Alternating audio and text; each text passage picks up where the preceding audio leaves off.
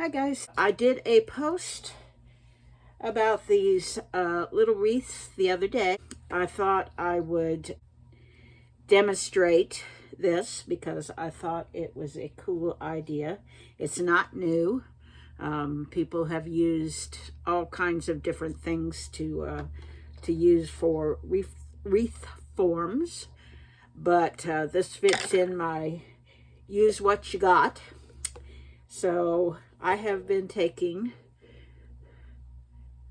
plastic lids, and I use both the lid and the cup, but basically I'm just cutting this down to a manageable so I can deal with it. And then I try to cut these as smooth as I can. Sometimes I can go in and trim, but all I'm doing is cutting that around that rim edge. The cups are probably a little more sturdy as far as moving around on you while you're crocheting. But I actually got that fairly smooth. And then with the lids, I do the same thing. They're a little harder to cut around.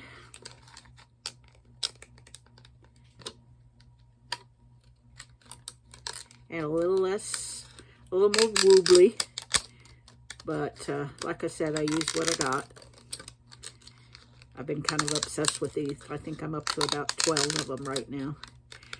What I like about these, they're a little bit bigger, so I can use a wider ribbon on the top without overshadowing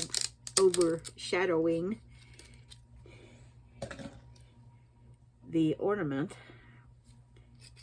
I don't know if you can see that, but it's got wonky edges on it, so I'll have to go in and trim it up. As you can see, this is much more flexible, I guess you'd call it, than the rim. The biggest thing is just to make sure that you don't have any cuts in the plastic. It doesn't really matter if there's a section that's a little bit fatter than the other section or whatever, but if you have little chads sticking out, they will stick out of your crocheting and show or catch the yarn and show while you're stitching. So anyway, I just go up and clean that up. As you can see, this is much more sturdy than the lids, but both will work. My cheekbone gets in, so I use both, but I would say if it's gonna bug you to have something flimsy, just stick with the lids of the cups. They're much easier to work with. I'm not going to spend a whole lot of time. What did I do? Oh, I'm sitting on my yarn. A whole lot of time demonstrating how to make these because you have probably seen them, but I will demonstrate each section. I'm a self-taught crocheter, so if I'm doing something, I do what works for me. If I'm doing something that goes against what you're taught, you go with what you're comfortable with. There's always more than one way to skin a cat, as my grandmother used to say. So basically all you're going to do is cast on, and you just start a normal loop. You go up under and grab that thread,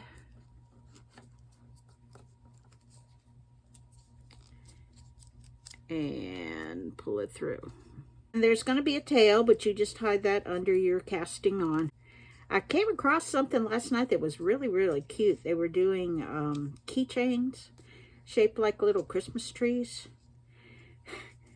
But the way she was explaining it, she wasn't talking. She was doing hand gesture captions. And it just was not really computing with my brain. I actually had to sit down with a piece of paper and watch the whole video to figure out what she was doing. And it turns out she was doing a granny square and folding it, but it was like, and she had tons of viewers. She had like 2,000 views on it or something, but it was driving me crazy. I am a little bit dyslexic, so that might have been what was going on. And my dyslexia kind of shows in my, I don't know my right from my left, and directions and that kind of thing give me problems. So that's probably what was going on. But anyway, you are just casting your way onto the shape and completely covering it. Don't worry about stuff like that. You can either tuck them in or trim them off. And the one thing about smoothing this out, I kind of push the loops together as I go. And if you've got snags in there, they will hang up and you will have gaps in your coverage, which offend me, but that's the main trouble I have with it. So we're going to work our way all the way around that and just continue to cast on like you have been doing, or like I have been doing. And when we get to the end, I will show you what I do with it.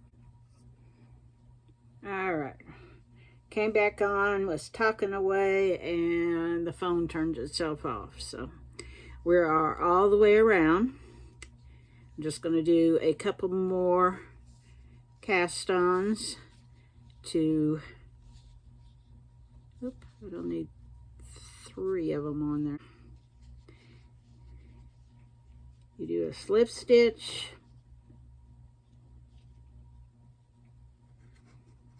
to join your section,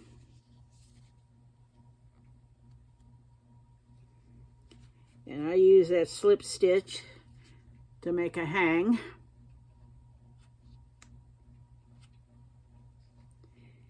When you come back down, you do another slip stitch. Let me get that in there.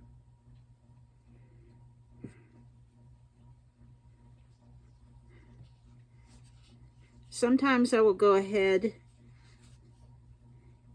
and just wrap that for a little bit of extra security.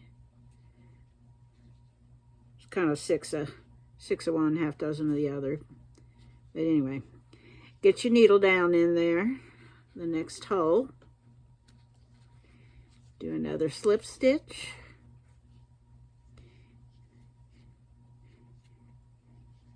And you can always wrap it around if it's not, mostly I do that so that it will stay put in one place for me when I am finishing.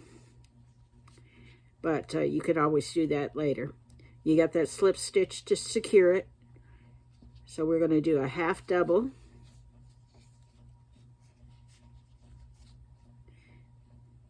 Go down in the next hole.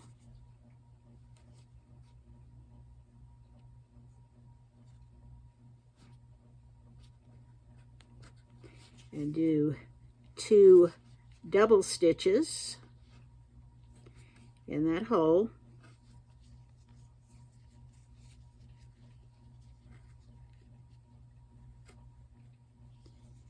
And then go down in the next hole. Do another half double. And then do a slip stitch to secure that. And you have got your first little scallop. And we are going to continue to do that all the way around.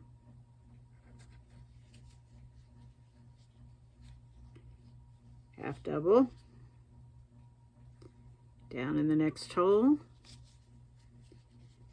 2 double stitches in the same hole.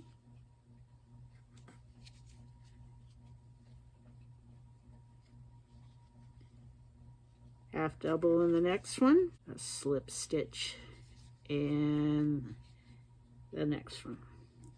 You work your way all the way around till you get back here, and you don't have to worry too much, you know, if it doesn't end evenly or that kind of thing, because you're gonna have something up at the top here, decorative, to disguise that join. So you just work your way all the way around, making the scallops. Do a half stitch or a slip stitch to secure it. Run your threads through to end it, and so they won't unwind themselves, and then you're to the decorating phase. On the decorating phase,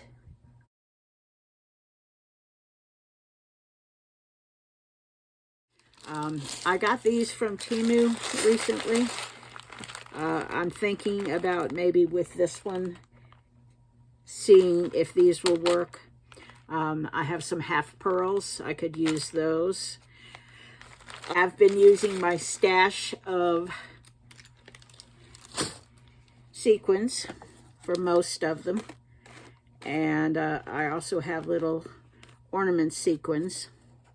As you can see, I have a mishmash of all kinds of things. Over the years, I have collected lots of different things. I steal things off of tables when there's table confetti and kits, etc. Plus the vintage ones that I found in a thrift store. So I have lots of different options. But basically, you are just using, I've been using about an inch wide grosgrain ribbon or satin ribbon to use to make my bows. I put a nice bow at the top, but you're decorating it to your own taste, to whatever you have. You know, I look at this as a stash project, using up yarns, using up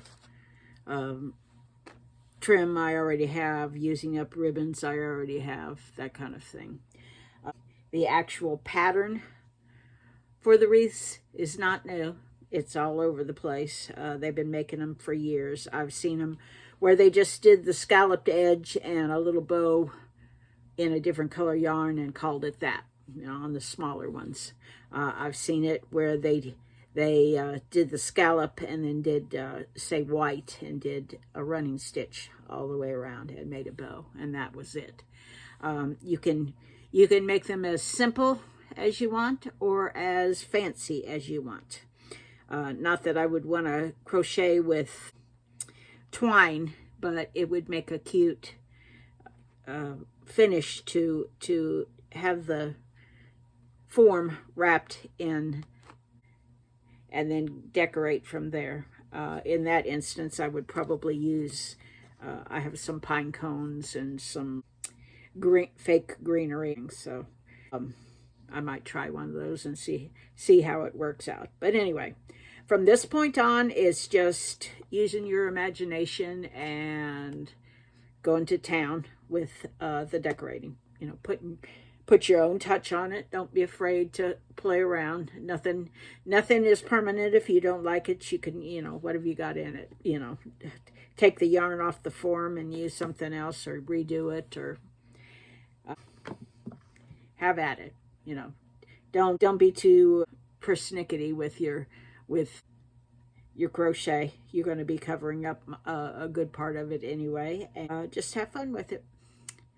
And that is one more of my little, I don't want to call them junk finishes, but using what you got, making do, making something pretty out of nothing. I hope you have a good evening, and we will talk to you soon.